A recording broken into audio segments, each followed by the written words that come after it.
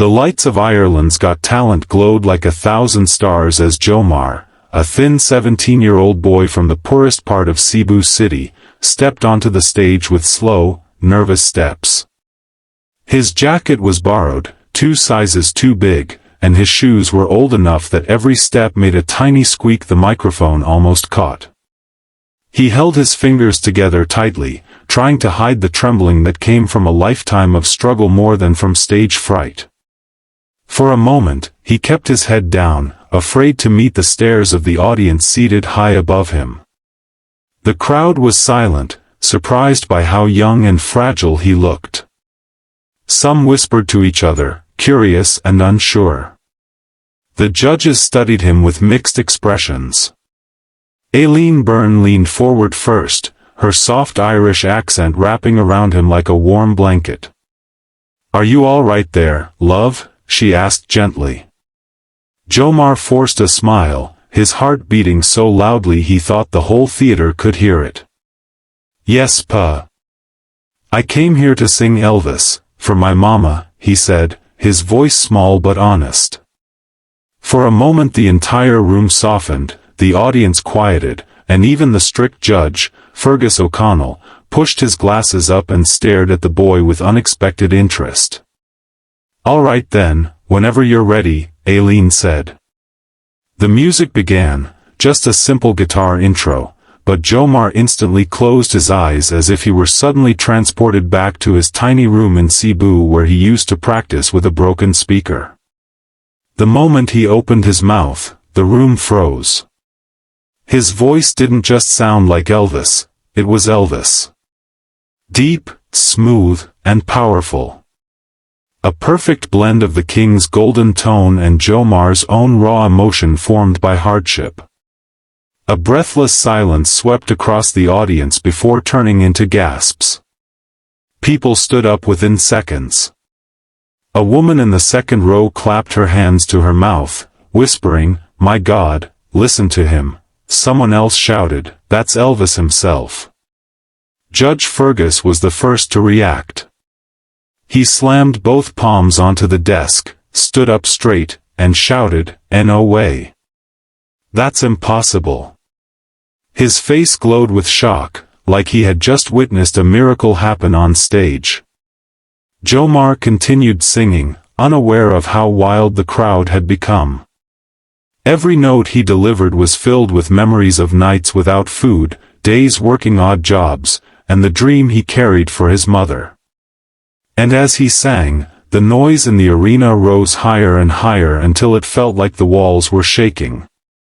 The audience didn't just hear him, they believed in him. By the time he reached the final note, everyone was already on their feet, roaring with applause as if a legend had just been resurrected. The moment Jomar slid into the second verse, something in the air shifted.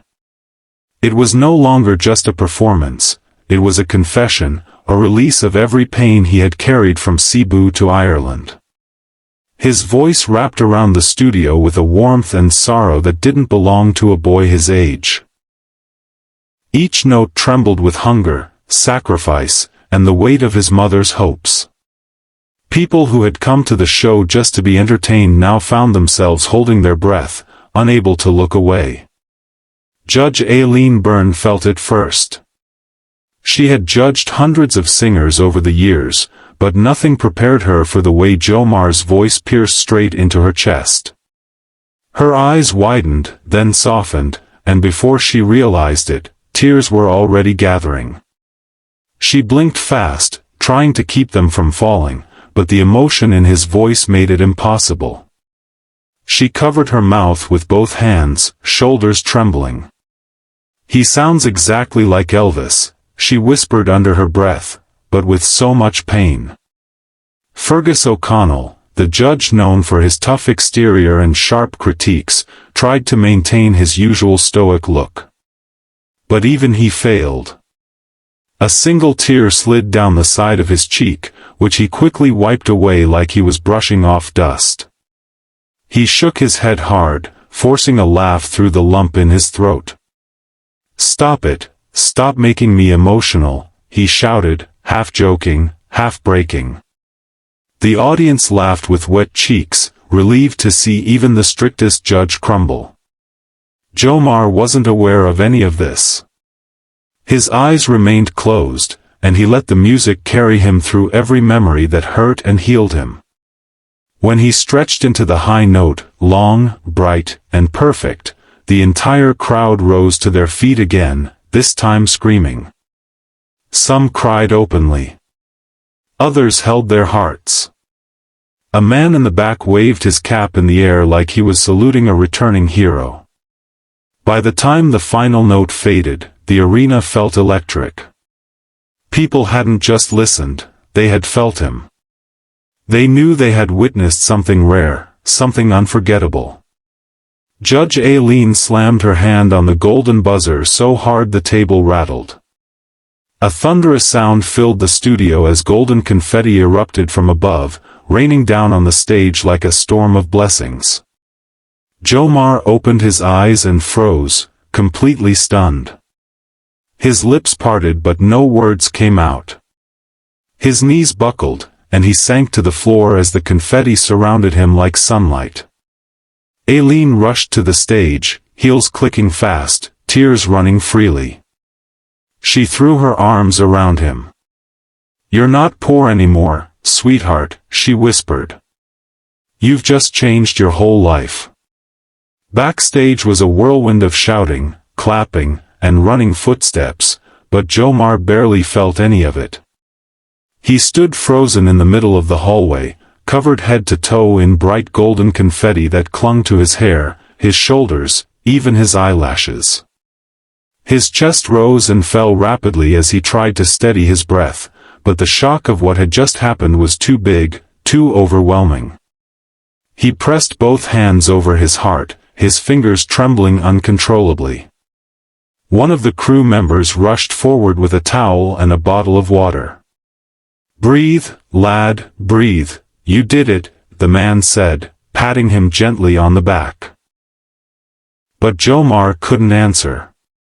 His throat felt tight, and every time he tried to speak, a sob pushed its way up instead. His eyes burned with tears he couldn't stop anymore. Everything he had endured, the hunger, the rejections, the nights he stayed awake practicing Elvis songs by a broken speaker, hit him all at once. A staff member held up a screen in front of him. "Your mama is on the video call," she said softly.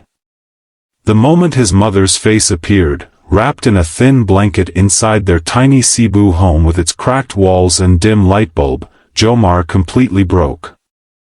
"Ma," he whispered, his voice shaking like a child's. The sound of her crying reached him through the speaker, raw and full of pride. "Anak, narinig ko, the whole barangay heard you," she said, wiping her tears with her sleeve. "They said you were Elvis. They said you made Ireland cry." Jomar covered his face with both hands, crying harder. "Ma, we did it, we finally did it." Behind the curtain, two judges stood quietly watching him.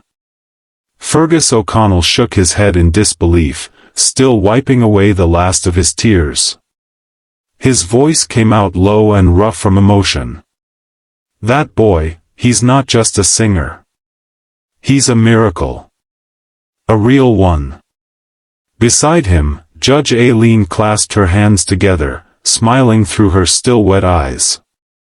"From the poorest streets of Cebu," she whispered, "to the biggest stage in the world, he deserves everything coming his way." The crowd in the arena could still be heard chanting through the walls, loud, strong, unstoppable, "Elvis! Elvis! Elvis!" Jomar listened, breathing in the sound, letting it sink deep into him. For the first time in his life, he wasn't invisible. He wasn't the poor boy nobody cared about. He was the Cebuano who made an entire nation stand on its feet. He smiled through the tears, whispering to himself, "This is only the beginning."